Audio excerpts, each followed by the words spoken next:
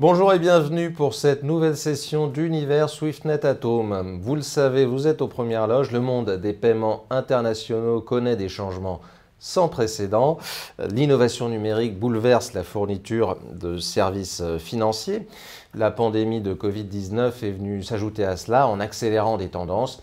La bascule vers le paiement électronique, la demande de parcours client simple et puis l'exigence de sécurité. Alors pour analyser les évolutions de cet écosystème, j'ai le plaisir d'accueillir Alain Ress, Chief Business Development Officer chez Swift. Bonjour Alain. Merci de m'avoir invité. Bonsoir. Merci d'être avec nous en direct de Singapour.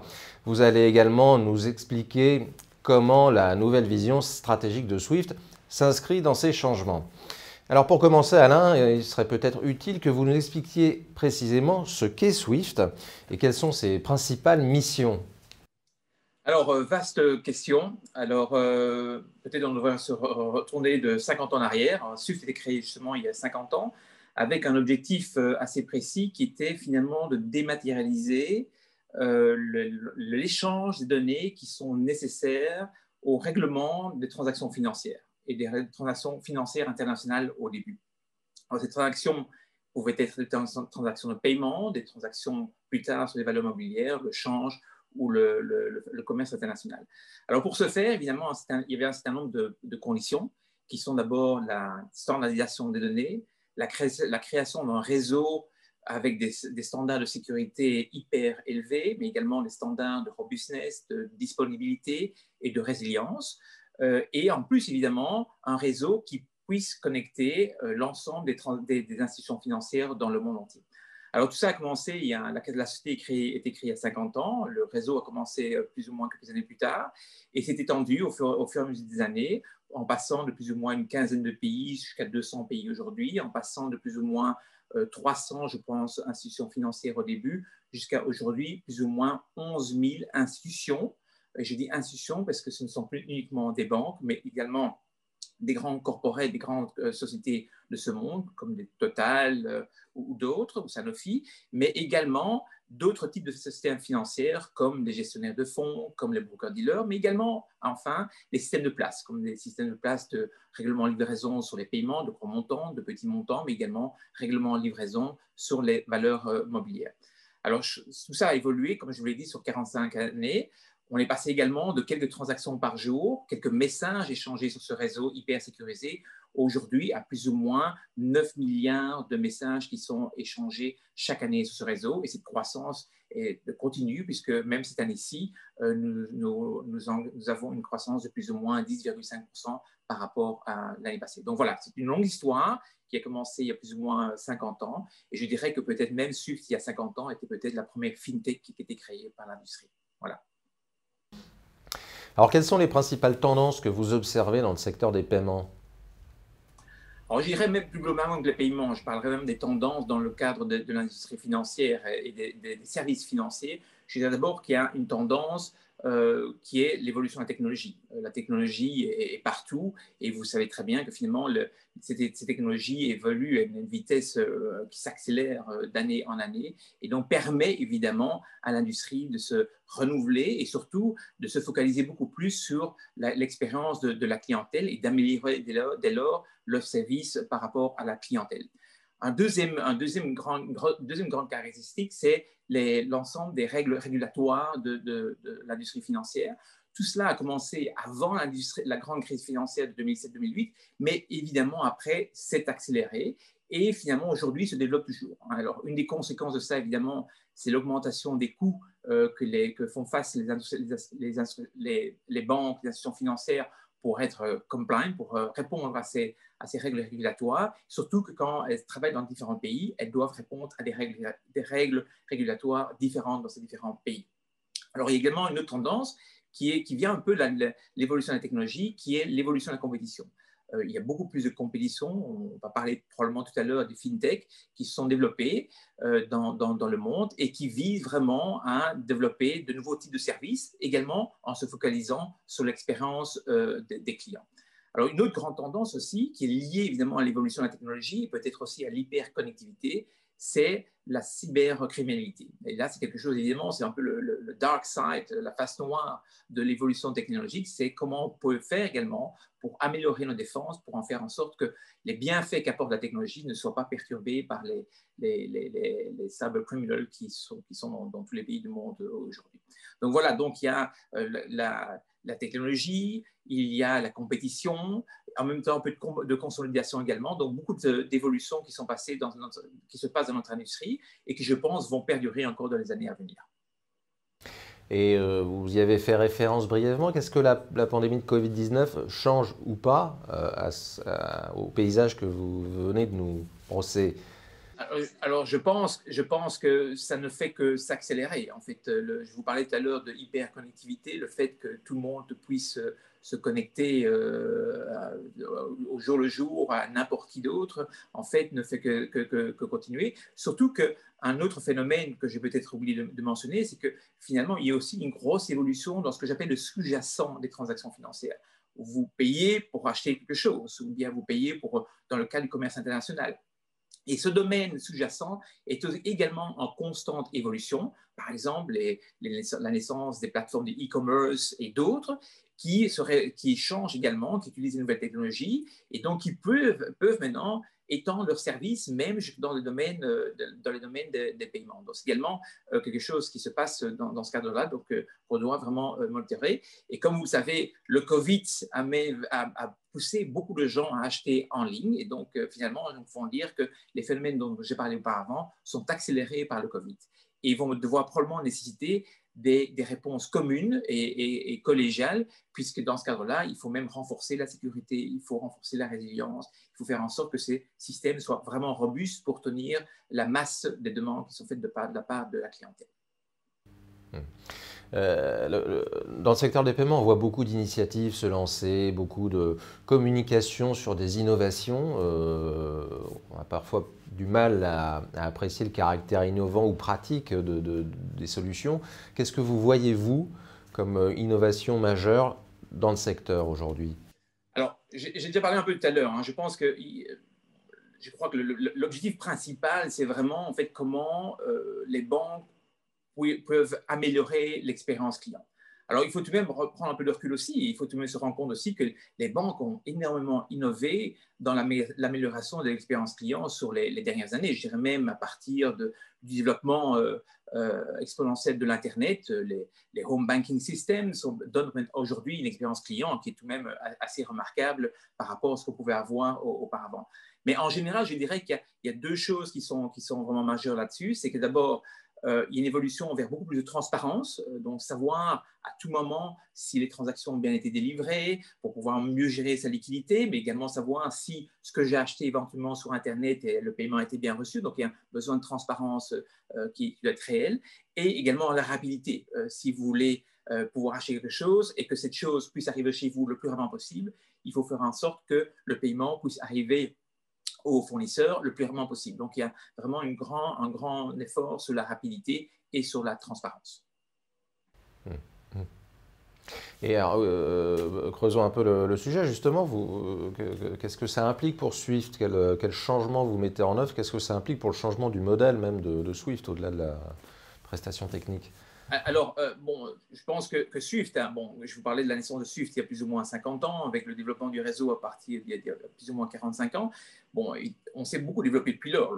Et je veux dire que Swift a suivi cette évolution déjà depuis quelques années, notamment par des initiatives européennes. Comme vous savez, SEPA est né, je crois maintenant, il y a plus ou moins une quinzaine d'années. Swift, par exemple, a activement participé au développement de SEPA. Et d'ailleurs, aujourd'hui, plus ou moins 60% de l'ensemble des paiements SEPA sont transportés sur les réseaux SWIFT. Et finalement, SEPA a permis d'effectuer des paiements intra-européens en euros beaucoup plus rapidement qu'auparavant, pour faire en sorte, là aussi, que finalement, l'espace de commerce qui était en développement en Europe puisse être suivi par une technologie de paiement qui puisse développer ce développement. En même temps, Peu après, nous avons commencé à développer des systèmes de paiement en instantané. Nous avons commencé à faire cela en Australie avec le développement de la plateforme NPP qui fait aujourd'hui des paiements en une fraction de seconde. Nous supportons également le développement d'un certain nombre de ces systèmes dans d'autres pays, notamment nous supportons également le développement du système de l'ECB, TIPS, et également le système de paiement, de paiement real-time de l'ABE qui s'appelle RT1. Et on vise même plus loin dans l'avenir en supportant d'autres systèmes et en essayant également éventuellement interrelier ces systèmes, et je pense qu'on en parlera un peu plus tard. Alors, dans le domaine des paiements internationaux, là, on a lancé une initiative il y a plus ou moins 4 ans qui s'appelle GPI, Global Payments Initiative, qui vise à faire en sorte que les paiements internationaux puissent devenir aussi efficaces que les paiements domestiques ou régionaux comme en Europe. Donc, cette initiative est lancée il y a 4 ans, visait également à apporter de la transparence, à tracer les paiements de bout en bout, à savoir exactement où est le paiement à un moment donné, à un moment T, et surtout à faire en sorte que ces paiements puissent être délivrés beaucoup plus rapidement. Donc, la conjonction de nouvelles technologies, du réseau de SWIFT et également en fait des niveaux de services qui sont mis en accord entre tout l'ensemble des banques qui y participent. Alors, ce système a été lancé il y a 4 ans, comme je l'ai dit, a eu une croissance énorme puisque aujourd'hui, plus ou moins 78% de l'ensemble des paiements internationaux sur SWIFT sont déjà GPI. Mais ce qui est encore plus intéressant, c'est que la promesse de délivrer ces paiements selon GPI en une seule journée est, je dirais, dépassée, puisqu'aujourd'hui, déjà plus ou moins 40% de l'ensemble des paiements qui sont effectués sur GPI sont délivrés en quelques minutes, en 3 à 4 minutes. Et même beaucoup plus loin, plus ou moins 68% de l'ensemble de ces paiements sont délivrés en quelques heures. Donc, la promesse de livrer en une journée, à la place de quelques jours auparavant, était tout à fait remplie. Et notre objectif, avec nos nouvelles stratégies, on va sans doute y arriver, c'est d'aller encore plus loin et de pouvoir arriver à une situation où les paiements internationaux seront complètement instantanés. GPI, ça a quel effet sur les prix? C'est plus cher? Je dirais non, pas du tout, puisque, comme vous le savez, SWIFT est une coopérative. Nous appartenons aux banques. Notre but n'est absolument pas de maximiser notre profit. Au contraire, notre but, c'est de maximiser les synergies, les économies d'échelle pour nos actionnaires et nos banques. Et donc, finalement, chaque gain de productivité que l'utilisation de SWIFT apporte est retourné d'une manière ou d'une autre, mais souvent en termes de réduction des prix auprès de notre communauté. Et donc, dans le cas de GPI, non, il n'y a pas eu de surcoût, de surprix. Au contraire, je dirais en plus, au plus nos services sont utilisés, au plus finalement le prix par transaction diminue. Alors vous avez fait référence au paiement sans friction, donc c'est l'efficacité du traitement des opérations, j'imagine. Qu'est-ce que ça implique en termes de développement? Alors, comme je l'ai dit, notre objectif, c'est vraiment d'arriver à notre vision maintenant pour les années à venir, c'est d'arriver à faire en sorte que l'ensemble des transactions véhiculées sur les réseaux SWIFT deviennent instantanées, ce que nous appelons sans friction et de compte à compte, de bout en bout. Et donc, l'objectif, évidemment, c'est de pouvoir, une à une, retirer ou enlever ces frictions qui sont situées sur le chemin de la livraison des paiements ou d'autres transactions. Frictions comme les screenings sur les sanctions, comme le change, comme la prévalidation sur le numéro des comptes, mais également sur les données, puisque finalement, la standardisation des données et la richesse des données dans ce cadre-là est vraiment essentielle. Et c'est pour ça que notre nouvelle plateforme qui arrivera dans 2 ans utilisera la norme 20022. Elle se fera gratuitement, puisque nous permettrons une interopérabilité pour l'ensemble des utilisateurs qui utilisent encore l'ancienne norme, mais nous voulons faire en sorte que en utilisant les nouvelles technologies, nous passons d'un système séquentiel de messages à un système d'orchestration sur base de données de rich data et qui puisse dès lors pouvoir renforcer l'efficacité du transfert de données. D'accord. Quand vous parliez de la norme des données, vous faisiez référence à la norme ISO 2022 ou d'accord. Voilà, elle n'est pas appliquée dans tous les pays aujourd'hui.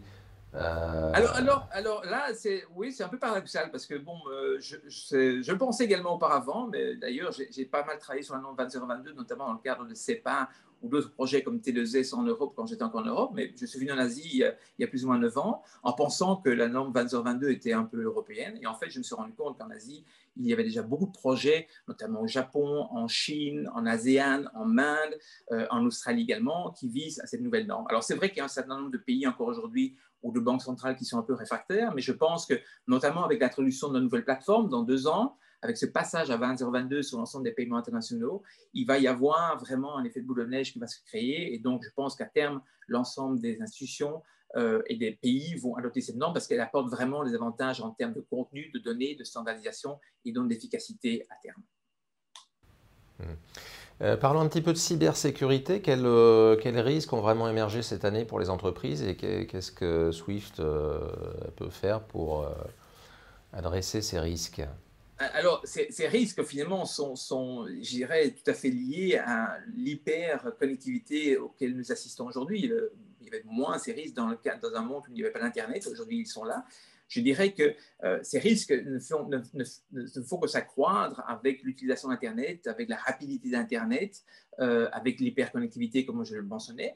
Mais ce qui est surtout important, c'est qu'aujourd'hui, les défenses ne doivent pas être simplement limitées à un système comme Swift, mais ces défenses doivent être de bout en bout. C'est ce que l'expérience du Bangladesh nous a apporté. Vous vous rappelez cette expérience, enfin, cette attaque qui s'est passée il y a plus ou moins 4-5 ans, dans lequel Swift n'était pas du tout en fait, impliqué, mais par contre, en fait, on s'est rendu compte que les systèmes internes de la banque avaient été cassés par les cyber criminals et avaient permis une évasion de fonds considérable. Alors, pour répondre à ce phénomène, Swift a introduit ce que nous appelons le programme CSP, qui était construit sur 3 fondations. Une qui est liée à l'attestation de l'ensemble de nos utilisateurs quant au respect de règles de défense. Nous avons un certain nombre de principes et les banques doivent certifier chaque année leur adhésion et l'implémentation de ces principes dans leur système. Une deuxième fondation qui est le partage de données. Il faut partager les données, même quand elles font référence à des attaques et même des attaques réussies, parce que cette expérience, ces données permettent d'éviter ce même phénomène dans d'autres banques. Et en fait, et après, la troisième fondation, c'est des produits et des services que nous avons développés qui visent à prévenir les fraudes, même avant le moment où la transaction est émise. Alors, je vais passer sur les détails, mais nous avons développé 2 services, notamment, qui visent notamment à réconcilier les données en amont avant que les transactions soient émises par les banques. D'accord. Quel rôle les fintech prennent là-dedans et la collaboration avec ces acteurs? Je vais répéter ce que j'ai dit au début. Je pense que finalement, peut-être Swift était la première fintech qui était créée par l'industrie financière il y a plus ou moins 50 ans.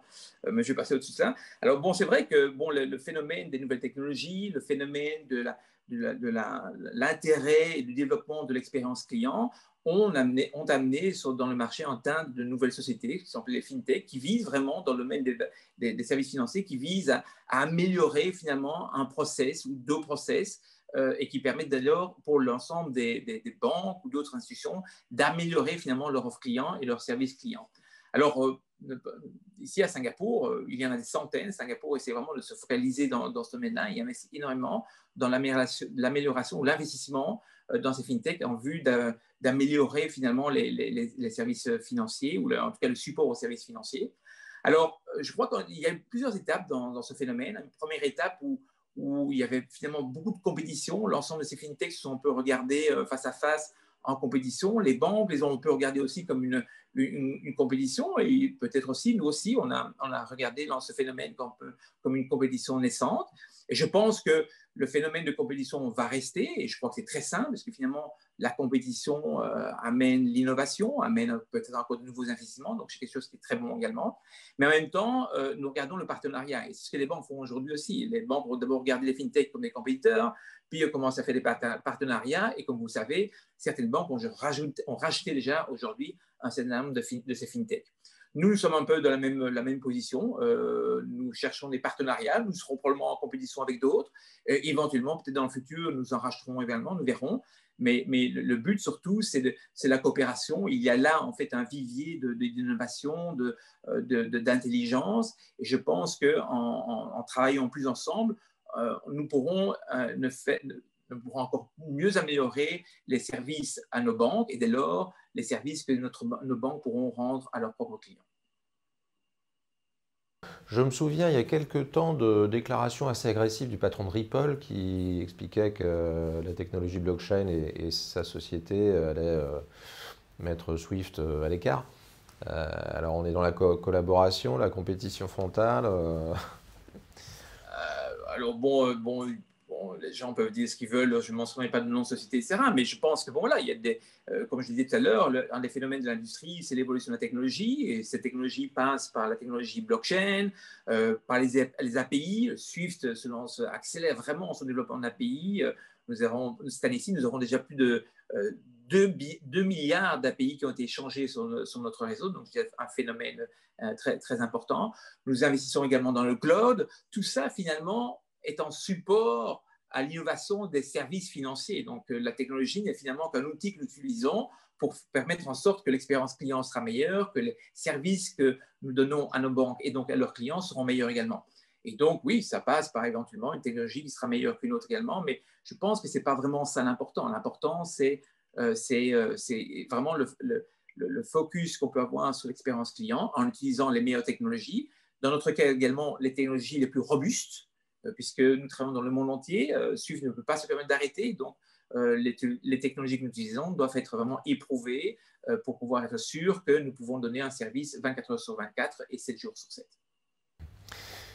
J'ai une question sur le request to pay, c'est-à-dire l'échange de factures et paiements simultanés. On commence à en entendre beaucoup parler. Alors, quel regard vous portez sur le potentiel de cette innovation et quel rôle Swift peut-il jouer?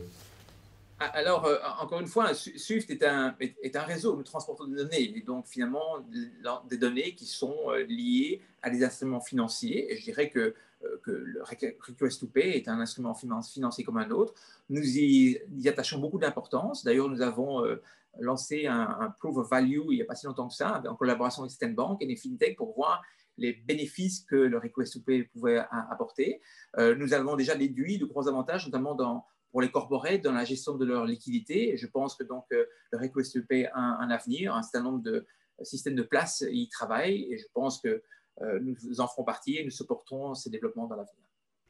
Voilà, nous avons une question de Martine Brachet, voilà, que nous saluons bien évidemment. Alors, quels impacts pour l'organisation du réseau SwiftNet dans la mise en place de la nouvelle plateforme?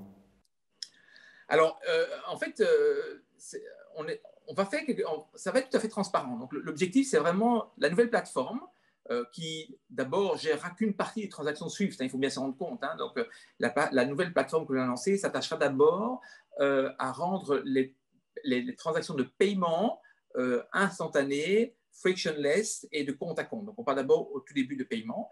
Et en plus de ça, cette migration vers la nouvelle plateforme sera progressive, sachant que nous permettrons toujours à nos utilisateurs, en tout cas pour une certaine durée, une interopérabilité entre ce qu'ils font aujourd'hui, la manière dont ils travaillent avec Swift aujourd'hui, par rapport à ce que la plateforme va offrir.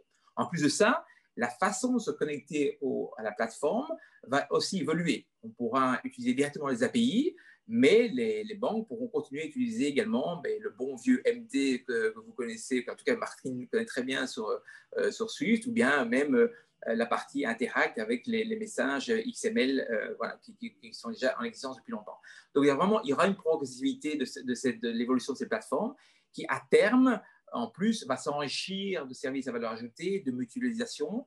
Et donc, je dirais que la naissance de la plateforme ne signale pas directement la fin du réseau Swift tel qu'il existe aujourd'hui. Je pense que ce serait une évolution et que, vu que nous savons plus ou moins 11 000 institutions dans le monde, dans plus de 200 pays, je pense qu'on ne pouvons pas nous permettre de faire une révolution, mais plutôt de faire une évolution, mais une évolution rapide. On pourrait encore poursuivre la discussion longtemps, mais l'heure tourne et nous approchons de la fin. Alors peut-être juste en quelques mots pour conclure, où vous voyez Swift dans 5 ans, où vous positionnez Swift dans 5 ans dans l'univers des paiements? C'est une question très facile, c'est pour finir. Bon, je suis pas vraiment devin, mais voilà, je reviens encore une fois à la mission de Swift. Swift est là, est une coopérative bancaire qui a l'objectif et la mission de servir ces actionnaires, ces banques, afin de leur permettre, un, d'être plus efficaces, deux, de réduire leurs coûts, trois, de pouvoir améliorer leurs services et dès lors, en ce faisant, améliorer également le service qu'elles rendent à leurs clients. Et je crois que la mission de SWIFT va rester dans ce sens-là. Peut-être on va se développer dans d'autres types d'instruments financiers, on va améliorer notre technologie, nos standards également, mais je crois que la mission sera toujours là. Peut-être quelque chose que je rajoutais, c'est que en travers de ces plateformes, l'évolution de paiement instantané va certainement aussi aboutir à servir des marchés que SWIFT ne servait pas naturellement aujourd'hui. Je parle là, par exemple, les paiements de consommateurs, les paiements de petites et moyennes sociétés. Vous savez qu'aujourd'hui, SWIFT est essentiellement dans les gros montants, mais encore que SEPA est déjà dans les petits montants, mais je pense qu'il y aura graduellement un mouvement vers les petits montants et les SME. Dernière question donc de Patrick Verspect. Alors c'est une question que peut-être tu voudrais réserver pour l'intervention de Wim Raymakers qui aura lieu le 23 février. Ça sera la dernière session d'Univers SwiftNet at Home, ou bien en faire un petit teaser, mais voilà, je te livre la question. Où en est-on avec le KYC? Est-ce comme le monstre du Loch Ness, quelque chose dont on parle beaucoup mais qu'on ne voit que rarement? Alors, je suppose là que vous parlez du KYC pour les corporates, pour les institutions non financières, parce que le KYC pour les institutions financières fonctionne très bien. On avait déjà des milliers et des milliers d'institutions qui sont dessus. Il y a beaucoup de consommation. Je dirais qu'on a atteint un niveau de succès qui est tout de même assez important, assez impressionnant par rapport aux ambitions qu'on avait en avant. Alors maintenant, le sujet vraiment, c'est le KYC for corporate, et oui, on en parlera un peu plus tard. C'est vrai que ça a pris un peu de temps. On a pris l'initiative il y a déjà plus d'1 an de travailler avec un certain nombre de banques pour lancer ce service. Au départ, avec les corporates qui sont connectés au réseau SWIFT. Alors, c'est un peu plus long que prévu. C'est vrai qu'il y a déjà aujourd'hui un certain nombre de corporates qui ont adhéré au service. Il y a un certain nombre de banques qui le promeuvent. Mais je crois que c'est juste qu'on doit accélérer. Et donc, récemment, nous nous sommes mis ensemble avec un certain nombre de banques que nous appelons la Coalition of the Willing, les banques qui veulent vraiment lancer le service. Inutile de vous dire que les banques françaises sont évidemment très intéressées, je dirais les banques européennes également. Et donc, l'objectif, c'est d'essayer vraiment d'accélérer ce process d'adhésion à ce service KYC for Corporate pour que dans quelques mois, dans 5-6 mois, nous pouvons déjà démontrer les bénéfices, le succès, et d'alors augmenter notre ambition et d'accélérer encore un peu plus et d'atteindre éventuellement, si on peut le faire, encore une fois, ça dépendra du succès de cette première phase avec les corporates qui sont connectés, et éventuellement, après ça, d'étendre l'utilisation à des corporates qui ne seraient même pas connectés au réseau SWIFT. Voilà, écoute, merci Alain. Avant de repasser la parole à Alex pour la conclusion, je voulais simplement te remercier d'avoir accepté de venir parler avec nous à 23h30 à l'heure de Singapour. Merci infiniment Alain et à bientôt. Eh bien, merci Alain Ress pour cette analyse du marché et ses perspectives. Merci à vous, merci à tous de nous avoir écoutés aujourd'hui et à bientôt pour une prochaine session d'Univers SwiftNet at Home.